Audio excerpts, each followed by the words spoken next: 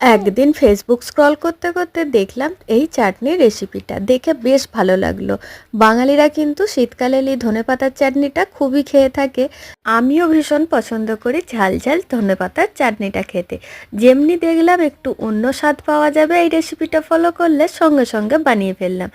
Tomato, রসুন, কাঁচা লঙ্কা, ধনেপাতার গোড়ার দিকটা সতে করে নিলাম। এবার কাঁচা ধনেপাতা, কাঁচা পেঁয়াজ দিয়ে খুব ভালো করে আমি এখানে চপ করে নিয়েছি, গ্রাইন্ডও করে নিতে পারেন। এবার মেন ইনগ্রেডিয়েন্ট মূলো। মূলোটা যেহেতু আমাদের এখানে মিষ্টি মূলোটা পাওয়া যায় না, সাদা রঙেরটা, তাই জন্য গ্রেট করে নিয়ে একবার জলে ডুবিয়ে নিলাম। তারপরে চেপে চেপে চাটনিটার সাথে মাখিয়ে নেব। বেশ কিন্তু খেতে ভালো হয়েছিল।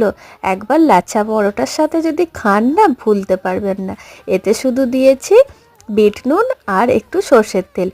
টকটা যদি আরও খেতে ইচ্ছা করে তাহলে কয়েক ফোঁটা লেবুর রস মিশিয়ে দেবেন। দারুণ খেতে হয়েছিল।